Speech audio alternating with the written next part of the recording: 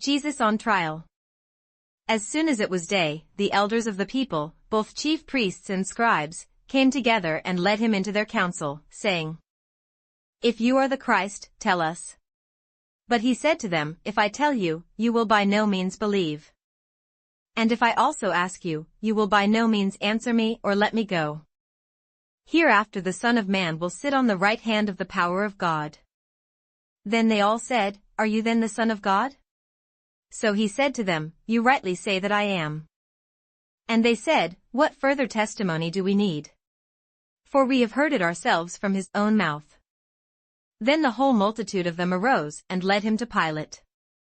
And they began to accuse him, saying, "We found this fellow perverting the nation, and forbidding to pay taxes to Caesar, saying that he himself is Christ, a king." Then Pilate asked him, saying, "Are you the king of the Jews?" He answered him and said, "It is as you say." So Pilate said to the chief priests and the crowd, "I find no fault in this man." But they were the more fierce, saying, "He stirs up the people, teaching throughout all Judea, beginning from Galilee to this place." When Pilate heard of Galilee, he asked if the man were a Galilean. And as soon as he knew that he belonged to Herod's jurisdiction, he sent him to Herod, who was also in Jerusalem at that time. Now when Herod saw Jesus, he was exceedingly glad, for he had desired for a long time to see him, because he had heard many things about him, and he hoped to see some miracle done by him. Then he questioned him with many words, but he answered him nothing. And the chief priests and scribes stood and vehemently accused him. Then Herod, with his men of war, treated him with contempt and mocked him, arrayed him in a gorgeous robe, and sent him back to Pilate. That very day Pilate and Herod became friends with each other, for previously they had been at enmity with each other. Then Pilate, when he had called together the chief priests, the rulers, and the people, said to them, "You have brought this man to me, as one who misleads the people. And indeed, having examined him in your presence, I have found no fault in this man concerning those things of which you accuse him.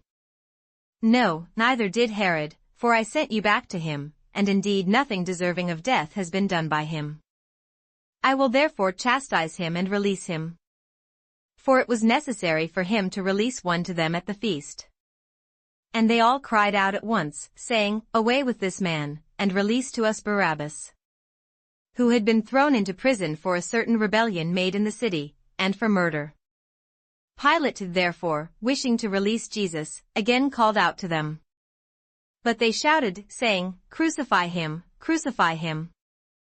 Then he said to them the third time, "Why, what evil has he done? I have found no reason for death in him. I will therefore chastise him and let him go." But they were insistent, demanding with loud voices that he be crucified. And the voices of these men and of the chief priests prevailed. So Pilate gave sentence that it should be as they requested. And he released to them the one they requested, who for rebellion and murder had been thrown into prison, but he delivered Jesus to their will.